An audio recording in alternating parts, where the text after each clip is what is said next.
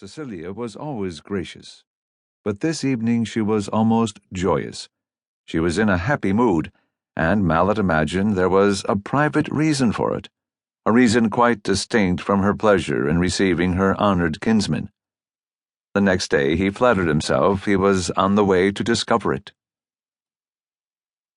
For the present, after tea, as they sat on the rose-framed porch, while Roland held his younger cousin between his knees, and she, enjoying her situation, listened timorously for the stroke of bedtime, Cecilia insisted on talking more about her visitor than about herself.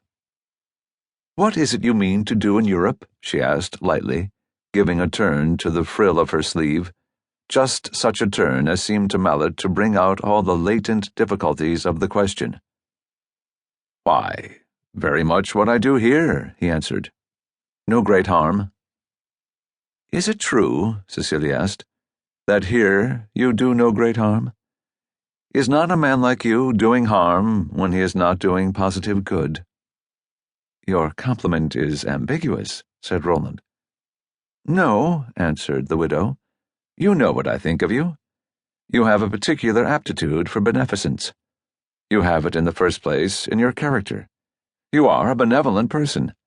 Ask Bessie if you don't hold her more gently and comfortably than any of her other admirers." "He holds me more comfortably than Mr. Hudson," Bessie declared, roundly. Roland, not knowing Mr. Hudson, could but half appreciate the eulogy, and Cecilia went on to develop her idea. "Your circumstances, in the second place, suggest the idea of social usefulness. You are intelligent, you are well informed, and your charity, if one may call it charity, would be discriminating. You are rich and unoccupied, so that it might be abundant.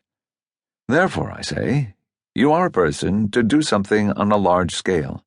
Bestir yourself, dear Roland, or we may be taught to think that virtue herself is setting a bad example." "Heaven forbid," cried Roland, "that I should set the examples of virtue. I am quite willing to follow them, however, and if I don't do something on the grand scale, it is that my genius is altogether imitative, and that I have not recently encountered any very striking models of grandeur." "Pray, what shall I do? Found an orphan asylum, or build a dormitory for Harvard College? I am not rich enough to do either in an ideally handsome way, and I confess that, yet awhile, I feel too young to strike my grand coup. I am holding myself ready for inspiration. I am waiting till something takes my fancy irresistibly. If inspiration comes at 40, it will be 100 pities to have tied up my money bag at 30.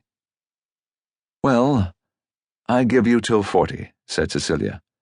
"It's only a word to the wise, a notification that you are expected not to run your course without having done something handsome for your fellow men."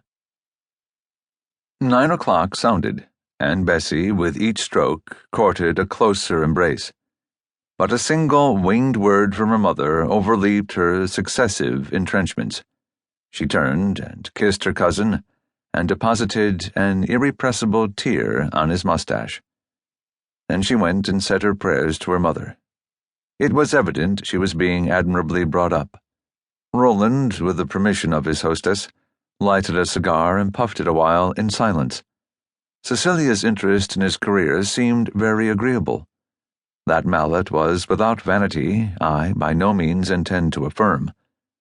But there had been times when, seeing him accept, hardly less deferentially, advice even more peremptory than the widow's, you might have asked yourself what had become of his vanity.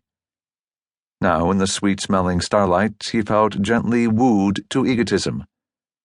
There was a project connected with his going abroad, which it was on his tongue's end to communicate. It had no relation to hospitals or dormitories, and yet it would have sounded very generous. But it was not because it would have sounded generous that poor Mallet at last puffed it away in the fumes of his cigar.